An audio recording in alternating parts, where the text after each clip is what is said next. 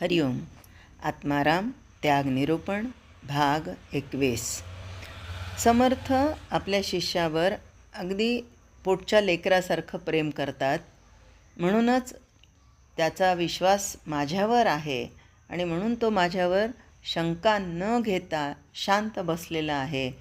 यावरून 19व्या ओवीमध्ये आपल्याला सांगतात, तुवा आशंका नाही घेतली, परंतु मज तुझी चिंता लागली, काजे तुझी भ्रांती फिटली, नाहीच अद्यापी. आणि 20व्या ओवीमध्ये आपल्याला सांगतात, दासबोधीचे समासी, निर्मूळ केले मीपणासी, या निरूपणेही वृत्तीसी पालट दिसेना. खरं तर दासबोधामध्ये मी कोण आहे याबद्दलचं ज्ञान आम्हाला समर्थांनी दिलेलं आहे. मी म्हणजे आपण कोणाला म्हणतो? या देहाला मी म्हणतो, किंवा या देहावर लागलेल्या उपाधी म्हणजे त्या मी आहे म्हणतो. पण दासबोधातून आम्हाला एवढं समजलं, म्हणजे अल्पज्ञानाने, दासबोधामध्ये सगळंच काही आहे. पण आमची अल्पमती अल्पबुद्धी ही निदान एवढं तरी आम्हाला इथपर्यंत आणते की हा देह मी नाही आहे, तर मी आत्मतत्व म्हणजे मी आहे, मी साक्षी आहे, मी द्रष्टा आहे, एवढं समजतं. पण त्यातही खऱ्या अर्थाने आमच्या आचरणामध्ये काही येत नाही ना, आमच्या वृत्तीत बदल होत नाही ना. आम्ही काय करतो? याने असं सांगितलं, त्यांनी तसं सांगितलं, या प्रापंचिक गोष्टींमध्ये आमची वृत्ती सातत्याने एकात एक गुंतत जाते. पण ग्रंथामधल्या काही वाचनानंतर आमची वृत्ती बदलत नाही. म्हणून समर्थांना आता 21व्या ओवीमध्ये आपल्या शिष्याला सांगावं लागलं. काय म्हणतात ते?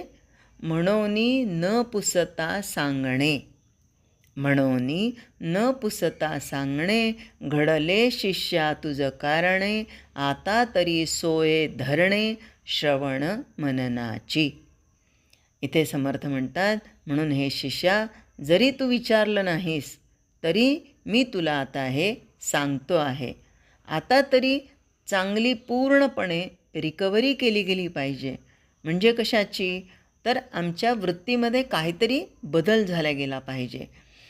आता हे विषय माझ्यासाठी नाही आहेत. 5 विषयातून एकेका विषयामध्ये एक प्राण्याचा अंत झालेला आहे आणि मी म्हणजे मानव आहे, तर माझ्यामध्ये 5ही विषय आहेत. मग एकाच मानवाला 5 विषयांनी गुंतवून ठेवलेलं आहे, तर म्हणजे मी तर किती अधोगतीकडे जाणार आहे. मग मी काय करायचं आहे? तर या मनावर नियंत्रण ठेवल्या गेलं पाहिजे. हे माझ्यासाठी नाही आहेत हा विचार करणं हे महत्त्वाचं आहे.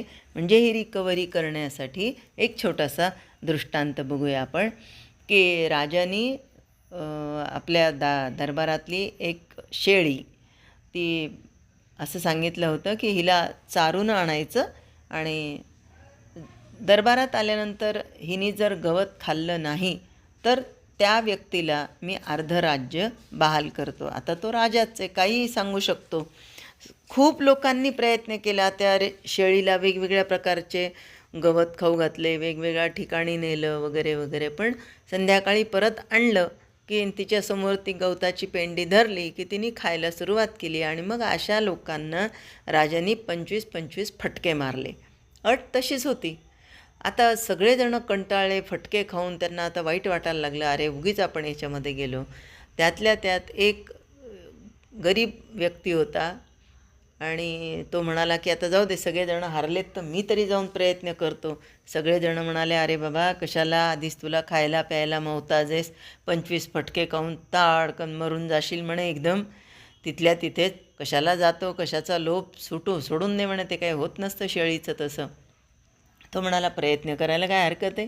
त्यांनी त्या शेळीला नेलं. सगळे लोक त्याच्या मागे गेलेत, कारण आत्तापर्यंत ज्यांनी 25 फटके खाल्ले होते त्यांना बघायचं होतं की याची कशी फजिती होते. यांनी काय केलं होतं, दिवसभर ती गवताची पेंडी झाडाला लटकून ठेवली आणि त्या शेळीच्या तोंडासमोर ती पेंडी अशी हलवत न्यायचा. त्या शेळीलाही त्या झाडाला बांधलेलं होतं आणि अशा रीतीने ती पेंडी तिच्या तोंडासमोर आली आणि तिने आ केला की तिच्या तोंडावर फटकन फटके मारायचा काठीने. आता त्या दिवसभर शेळीला त्या पेंडीला तोंड लावू दिलं नाही. लोक म्हणे, अरे वेडा आहे का काय, आम्ही दिवसभर तिला चारूनसुद्धा तिने तिथे जाऊन तोंड लावलं, तू तर तिच्या तोंडाला ते गवतसुद्धा लागू देत नाही आहे. आता तर काय म्हणे, तर बघ तुझी काय होते ते. तो म्हणाला, बघूया तिथे गेल्यावर काय होतं. मग दरबारामध्ये गेल्यानंतर परत राजाने त्या शेळीसमोर जेव्हा ती गवताची पेंडी आणली, तेव्हा या शेळीच्या दिवसभराच्या प्रयत्नामध्ये तिला काय झालं होतं, आ केला गवताला की तोंडावर फटका बसणार आणि ते तिच्या मनावर आणि देहावर ते बरोबर नियंत्रण मिळवल्या गेलं होतं. आता तिने ते गवत बघितलं. आता तिला भीती वाटली होती की फटका बसणार आहे, म्हणून तिने गवत दिसल्याबरोबर मान फिरवली, गवताला तोंड लावलं नाही, आ केला नाही. आणि राजाला खूप आश्चर्य वाटलं. राजाने त्याला अर्ध राज्य बहाल केलं. तेव्हा सगळ्या लोकांनी त्याला विचारलं, हे कसं शक्य झालं. त्यावेळेस तो व्यक्ती म्हणाला, अरे हे खरे संस्कार आमच्या मनावर जेव्हा होतात त्यावेळेस आमची वृत्ती बदलते आणि म्हणून सगळा दासबोध ऐकून ऐकून झाला, अनेक वेळा पारायणं करून झाली, पण आता तरी श्रवण आणि त्याच्या मागोमाग मनन आणि चिंतन यांचा काहीतरी विचार करावास, असं समर्थ आपल्या शिष्याला सांगतात की बाबा रे, आता तरी सोये धरणे श्रवण मननाची. सातत्याने त्या मनावर संस्कार कर, मनन कर, चिंतन कर.